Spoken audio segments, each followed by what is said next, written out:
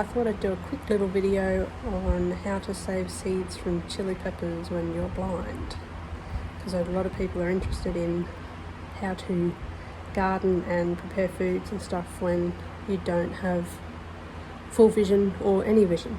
So here we go. Chili pepper and a knife, and this is going to be difficult to film because I am holding the phone and the knife, but we'll see how we go.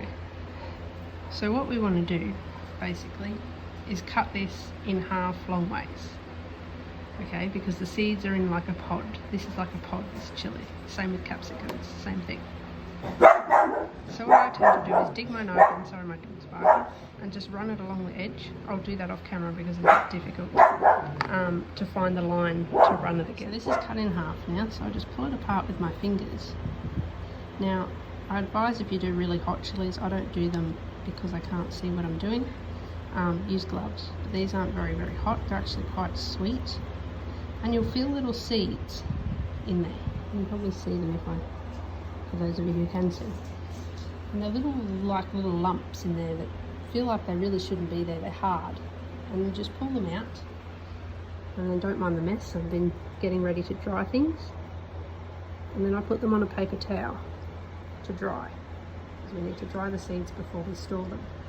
And I'll keep doing this until all the seeds are removed, and then I'm actually going to use this chili, the rest of it, to cut it up and dry it as like chili flakes. I'm not sure on the variety of this chili. It is actually the purple chili, but this is a red.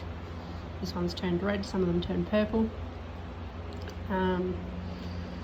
So this is the one that I ate on Facebook on camera, straight out of the garden. So they're not very hot.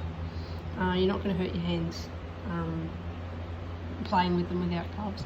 I do recommend, if you can't see, not to wear gloves because it's a bit easier. I'll also talk about in a second how to identify a chili that is ready for seed saving, because that can be a bit of a,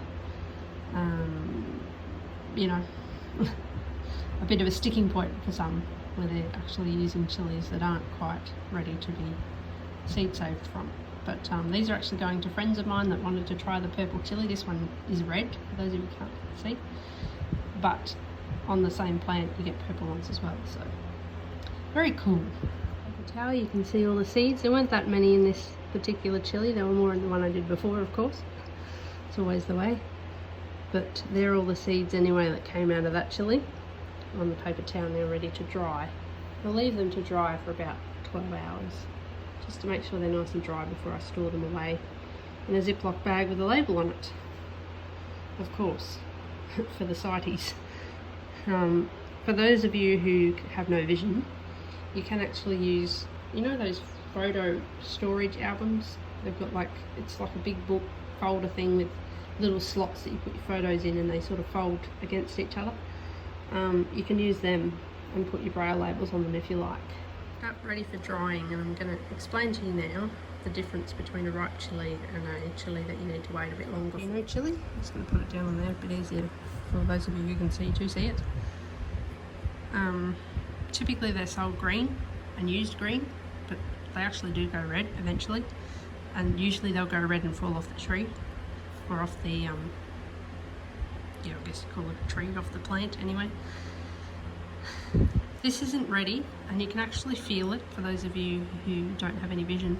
When it feels like shiny and crisp, well, shiny is not really a feeling, but smooth, and like it's going to have crunch to it, it's not ready to take seeds from, because the seeds aren't fully developed yet. So you wouldn't want to cut this. It's nearly ready, it's starting to get that leathery texture, but I wouldn't use this yet. It's not quite ready to be, the seeds aren't mature enough yet to be viable.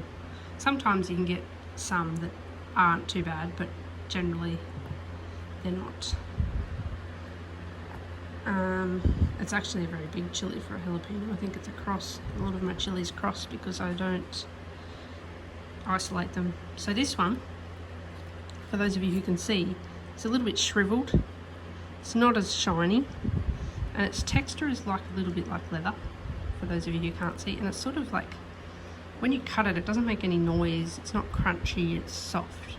So that's the seed that you want to use, or that's the chilli that you want to use for the seed, or the pepper if you're not in Australia. So that's just a bit of a tip on making sure that you have a chilli that's going to be viable for the seeds. And that's about it, I think. If you have any questions, let me know, any comments, like, subscribe, all that sort of stuff. And yeah, I hope this was informative for you.